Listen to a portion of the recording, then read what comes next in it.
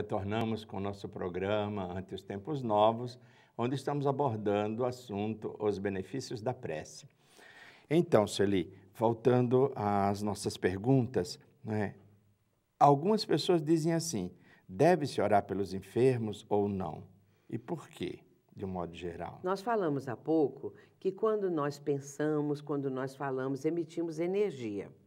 É um padrão vibratório de cada um que está sendo emitido naquele momento em que falamos. É uma energia em que falamos, em que pensamos em alguém. Claro que orar pelos enfermos é altamente positivo, porque aquele que está orando está emitindo uma carga vibratória positiva, amorosa, fraterna, e essa vibração ela vai beneficiar a pessoa enferma. Por isso é que quando um grupo de pessoas reunidas está emitindo vibrações em benefício das pessoas hospitalizadas, das pessoas que estão passando por provações, enfim, sempre orando e pensando e pedindo por aqueles que sofrem, todo esse conjunto energético daquele grupo reunido vai alcançar as pessoas que nós estamos pensando, emitindo essas vibrações para elas. É um benefício muito grande. Hoje em dia, a própria medicina já constatou isso. Nós sabemos de várias universidades dos Estados Unidos, por exemplo, que já fizeram essas experiências.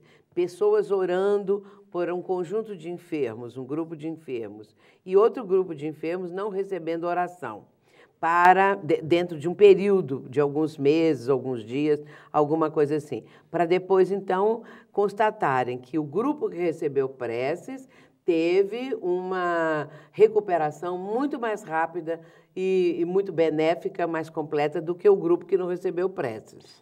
E a partir daí, orando em favor dos necessitados, nós estamos contribuindo para que ele se beneficie, que ele se recupere. É uma forma de exercermos a caridade. É pensar bem do próximo, emitirmos boas vibrações. E aí temos que lembrar uma outra coisa, que não é o cérebro propriamente que segrega o pensamento. O pensamento é uma emanação do espírito. Quando morre o corpo, se extingue o corpo, o cérebro termina ali também a sua função, mas o espírito, a alma, continua pensando, continua emitindo pensamentos, continua tendo sentimentos. Portanto, o cérebro é, vamos dizer assim, usando uma forma de explicação, é uma sede física, onde o espírito atua para que possa, então, comandar aqui a vida terrena através do cérebro, que é uma fantástica usina. Os neurônios, bilhões de neurônios, chegando a quase trilhões de sinapses, de dendritos, tudo aquilo que faz parte do conjunto do cérebro. É fantástico, é perfeito. Agora, é claro que, morrendo o corpo físico, extinta a vida física, o cérebro também tem a sua função completamente terminada ali. Mas o espírito prossegue. Então, o pensamento é do espírito. A mente, o psiquismo, tudo isso representa o espírito em si mesmo. Por isso que a ciência fala da morte cerebral, né? Uma outra pergunta aqui, Sueli, que nós gostaríamos de fazer. Alguns dizem que orar pelos mortos pode atrair coisas negativas. Não se deve fazer essa oração, é verdade? Como que uma coisa boa pode virar coisa ruim para quem está fazendo? É o caso de nós perguntarmos. Se você está orando por pessoas que já desencarnaram, que já estão no outro mundo, na outra vida, é claro que você está emitindo um bom pensamento. Aquilo que sai, a boca fala que o coração está cheio, Jesus nos ensinou isso? Pois é.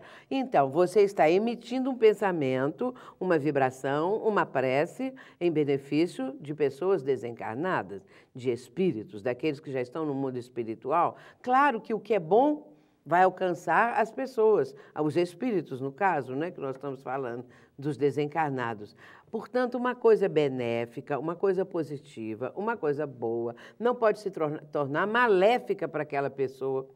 Não tem cabimento uma coisa dessa. Vai apenas atender, de acordo com as necessidades, os espíritos. Porque, de qualquer maneira, se alguém está orando por uma pessoa que cometeu atrocidades aqui na Terra, não é? Alguma coisa assim, mas essa vibração é boa para ela.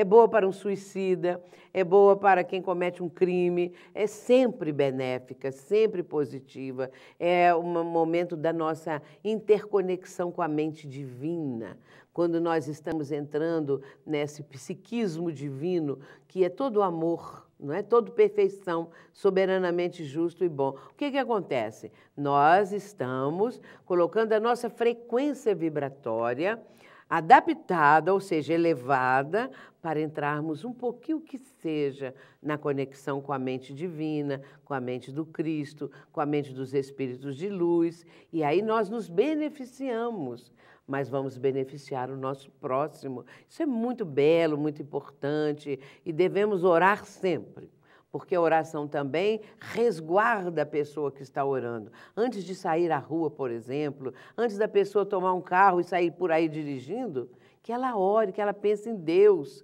porque vai evitar muita coisa. É que a pessoa vai beber primeiro bastante para depois ir dirigir e ainda fica com raiva quando as autoridades proíbem, né? Proíbem a pessoa alcoolizada dirigir. Porque se não proibir, a educação ainda das pessoas não leva a pessoa a entender que ela não deve fazer isso. Porque é prejuízo para ela, é prejuízo para o próximo. Se ela não liga para a vida dela, deve respeitar a vida do próximo. É verdade. Que ali está um pai de família, uma criança, um filho, alguém, não é? Cercado de pessoas que o amam. Enfim, uma vida que promete alguma coisa aqui na Terra.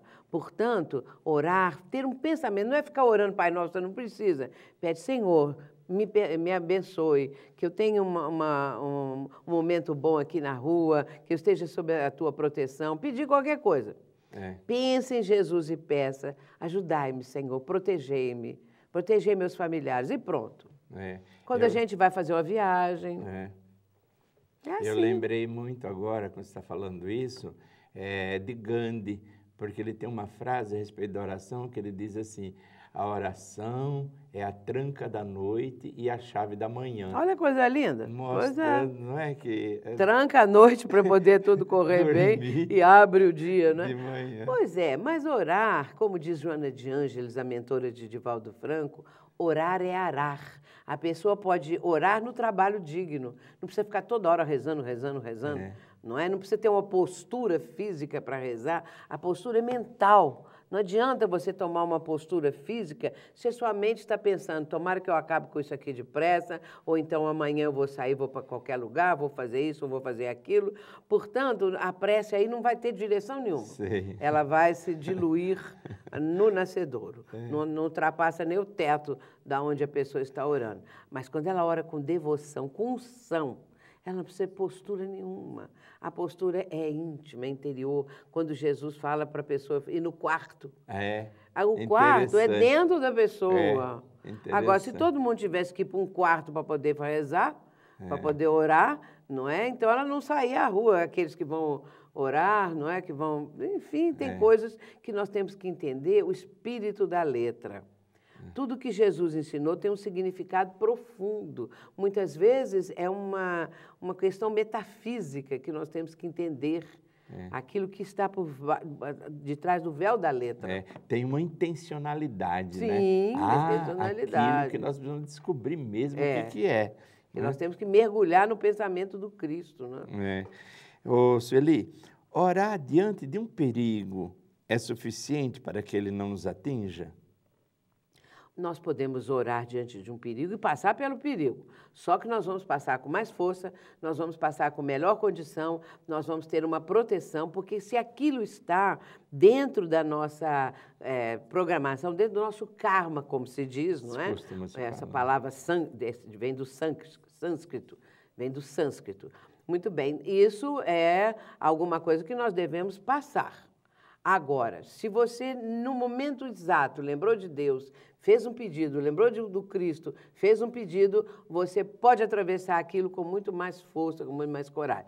Vamos lembrar os que eram sacrificados no circo, lá nos tempos do Cristo. Quem é que teria coragem hoje de ir para uma arena enfrentar um leãozinho daqueles bem grande, que não come há muito tempo, não é? E que vai lá para te dar uma patada, para te matar e te devorar, não é? Quem que teria coragem só porque está mostrando a fé em Jesus, não é? Então, como diz Joana de Anjos, a arena hoje é o mundo. As feras são essas coisas negativas que nos estão circundando e, às vezes, dentro de nós ainda tem uma fera escondida. Então, é isso que nós temos que entender para enfrentar isso com amor, com caridade, com oração. Orai e vigiai, disse Jesus. Aliás, a frase é ao contrário. Vigiai e orai. E lá no capítulo 13 de Marcos, no versículo 33, no sermão profético, Jesus vai dizer: olhai, vigiai e orai. Então é ficar atento e vigiar e orar. Ô Sueli, e rezar pelos inimigos, Jesus recomendou. Mas não é muito difícil atender essa recomendação de Jesus? É difícil. Às vezes a pessoa fala, mas eu vou orar para aquela criatura que me fez tanto mal. Para que ela não continue a enviar negatividade sobre você. Ore, porque você está, naquele momento, vibrando de tal maneira que vai acontecer aquele escudo que Paulo fala, a couraça da caridade e o escudo vibratório de defesa, porque a prece vai nos defender diante disso. Então, vamos orar pelos amigos, pelos inimigos, por aqueles que nos querem mal, porque sempre vai existir, não é? Nós não agradamos a todos, queremos tentar isso, mas não conseguimos. Ô Sueli, e as preces de agradecimento, que quase nunca fazemos? Temos que lembrar sempre, né? Louvar, pedir, agradecer, são coisas que nós fazemos na prece. Mas vamos lembrar de render graças a Deus. Render graças por tudo que nós já recebemos e pelo mal que não nos alcançou. Vamos render graças. Então vamos render graças a Deus pelo nosso programa, render graças a Deus por tudo que tem nos acontecido de bom no nosso dia a dia, que às vezes não enxergamos. Queremos deixar o nosso abraço para todos aqueles que estão nos assistindo agora, encerrando o nosso programa, desejando na nossa prece muita paz. Que Deus abençoe a todos.